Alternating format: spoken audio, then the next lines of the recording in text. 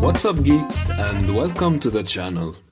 If you've been watching our videos, you may have noticed that I use IntelliJ IDEA as my IDE, and that's because I personally find it very friendly, efficient, and easy to use. Even IntelliJ's community open source edition provides a bunch of features other IDEs out there do not have. Therefore, I decided that in today's video I'm going to share with you a few tips and tricks about IntelliJ along with the best and most useful shortcuts IntelliJ offers. At the end of the video, I'm also going to list the top 5 IntelliJ plugins I personally use the most. Let's start with an empty project and say we want to create a package and put a class inside it. You see, IntelliJ is all about minimizing the use of our mouse. So to do this, we can use Alt-Insert on Windows and the menu will pop up. We can now go ahead and create a package and then a class inside this package. As you can see, the same creation pop-up allows us to create interfaces or enums. Let's name our class IntelliJ Demo. IntelliJ is going to create the very basic class we can think of, as you can see. We can also use abbreviations to generate methods. If in our case we type PSVM, the private static void main method will be generated for us. Inside this method, we can also use the sout shortcut to generate the system.out.println method. The second functionality I find the most useful is the extract functionality. Let's suppose we have a variable of some sort. We don't need to go back to the beginning of the line to initialize it as a string, but we can continue typing .var and the variable will automatically be initialized. Or we can select the variable and then extract it using Ctrl-Alt-V. V stands for variable. We can also extract methods using Ctrl-Alt-M. Let's try to extract the system out into a method, and voila. Now let's create another string also with the term geekific inside it. You see we missed the double quotes, but no worries, we can select the string and just type in the double quotes, and our string will be automatically surrounded with them. This also applies to parentheses, curly braces, etc. When you select something and type any kind of brackets or single or double quote, what you selected will be automatically surrounded with that. Okay, now that our second string is ready, you can see that we are using the same string twice in our method. What you can do is extract it into a class field using Ctrl-Alt-F. This will move the string to a field into the class and allow us to automatically name this field. We can go ahead and use Ctrl-Shift-Q to switch between upper and lowercase, and Ctrl-L to switch between the different usages or appearances of this string inside our method or class. Okay, now let's add another sysout, select it, and type Ctrl-Alt-T. This will allow us to surround our selected code with something. Let's go ahead and surround it with a for loop. The surround menu will change based on what we selected. So, for example, if our selection is a boolean of some sort, like this one, and we go ahead and try to surround it with something using the Ctrl-Alt-T menu, you can see that more options are available to pick from. Let's pick option 4 or 5. Notice that the boolean is now inside the condition of our if statement, and the statement block was prepared for us.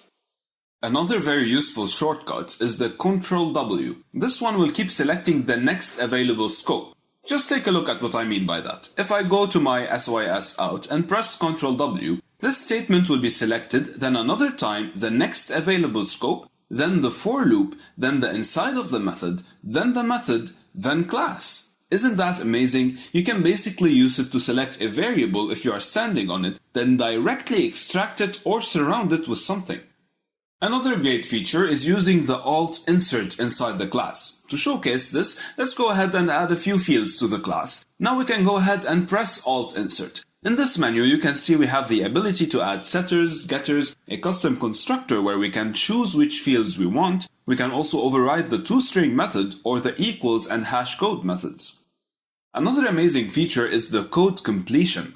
Let's say I typed in the if keyword. When you use Ctrl-Shift-Enter, it will fill the rest of the if statement for you. You don't have to do any of the braces stuff. Now, inside the condition of the if statement, when I take my string variable and type in the dot, it is going to give me the list of all the methods I can have or can use, but when I type in Ctrl-Shift-Space, while this list is loaded, the list will be filtered to only show the methods that return a boolean. That is smart completion. Because you see I am inside an if condition, and it assumed that I most probably am looking for a method that returns a boolean. Now, the best shortcut of all, and your lifesaver, is the Alt-Enter. Whenever something glows, if anything is wrong, go to this piece or line of code and hit Alt-Enter. IntelliJ is going to help you fix that error or help you write your code in a more concise way. So if we have a variable equal to 6 and an if statement we are trying to check if it's even, IntelliJ will directly tell us that this condition is always true. This shortcut can do many things. Let's suppose that based on the previous check, if the variable is even or not, we are assigning a string to a new string variable. You can clearly see that it is better to write it as a ternary expression here. So if you hit Alt-Enter on the if keyword, one of the suggestions is exactly that. You even have the option to replace it with a switch expression. And inside this menu, when you hit Ctrl-Alt-I, you will be able to see a preview of what is going to happen if you pick this option. Now, let's try to write code that throws an exception, like the files.readAllBytes, or write in the NIO package. When we are done doing so, you will see that the line of code we created is underlined in red. Let's hit Alt-Enter on it. One of the suggested options is to add the exception to the method signature. Let's pick that for now. Before I show you why I created this line of code, I will need to duplicate it. To do this, let's select it using Ctrl-W a couple of times, and hit Ctrl-D. This will duplicate this line into a new one. Oh, I duplicated it twice. Well, do not worry, to remove a line it cannot get easier with IntelliJ. You just use the Ctrl-Y shortcut. Now, back to what we were doing. We now have two readAllBytes method calls. If you go ahead and place the cursor on the throws word in the method signature, where it says throws IO exception, you will see that both of our calls are now highlighted, meaning that both these calls can throw this exception. So, if you have multiple exceptions being thrown, IntelliJ will help you detect with ease which exception corresponds to which method. Let's remove this throws IO exception from up here and go back to our method calls. We can see that they are both underlined in red again. Hit Alt-Enter, and this time choose surround with try catch. The same exact thing we did for the throws keyword applies to the catch keyword also. If we place our cursor on the catch keyword, you can see that the readAllBytes call surrounded with this try catch is now highlighted, meaning that this call can throw this exception. But you can also see that we managed to only wrap one of our readAllBytes calls with the try catch. We preferably would have wanted to wrap both of them, right? To do that, you can simply go down to this line and use the Ctrl-Shift-Up arrow to move this line of code up. The Ctrl-Shift-Arrow shortcut is actually pretty smart, because if you are standing on the tip of an if condition, for example, and you try to move it around, it will move the whole condition and not just the single line. You do not need to select the whole if statement for this to happen. But if you wanted, for some weird reason, to move only this single line, you can go ahead and use the Shift-Alt-Arrow keys to do so. Okay, concerning comments and indentation. To comment a line of code, you can use the Ctrl// shortcut. This also applies if you are trying to comment several lines at the same time. And to indent several lines of code forwards, you can use the Tab key to add indentation, or the Shift tab to indent the lines backwards, or to remove indentation. Actually, there are so many shortcuts that I want to tell you about.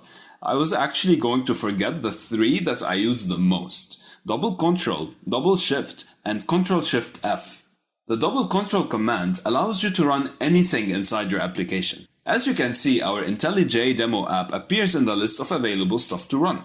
The Double Shift shortcut will search for what you type in everywhere inside of IntelliJ, as well as inside of your project. You can search for settings inside here. It will find IntelliJ settings. You can search for Maven settings. You can search for a class it will find. It will search everything everywhere. Whereas the Ctrl-Shift-F shortcut will only search inside your project, inside your classes only. The path can be extended to also search inside your dependencies using the Scope option. Now that we mentioned the settings, to access the settings of your project, you can use Ctrl-Shift-Alt-S. In here, you can change the Java version you are using and stuff like that. However, to access IntelliJ settings, you can use the Ctrl-Alt-S shortcut. Here you can find your plugins, customize the theme and appearance of your IDE, your version control settings, well, everything you can think of, basically. Now, let's close this settings windows using the escape button. By the way, you can close any pop-up in IntelliJ using the escape button. Now, let's go to our class declaration and hit Alt-Enter right there. You can see the option Create Test. Let's pick that. IntelliJ suggests testing libraries for us. We even have the option to set up the @before method. Well, if you ask me, that's kind of amazing. Another cool feature I use often is the switcher, which can be accessed using the Control tab. This allows you to switch between your opened classes, and on the side you have a menu offering quick access to your project, structure and terminal. Inside this pop-up, if you go ahead and hit Ctrl-Shift-E, a list of the most recent places you visited will appear.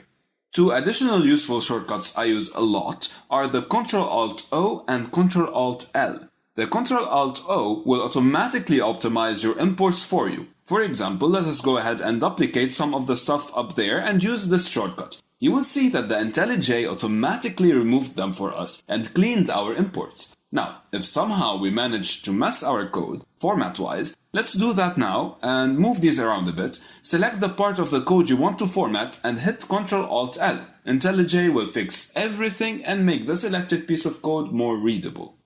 IntelliJ offers a wide variety of features that ease your development process, and I really can't show you all of them in a single video as much as I'd love to. That is why before moving to plugins, I want to show you one last thing related to debugging in IntelliJ.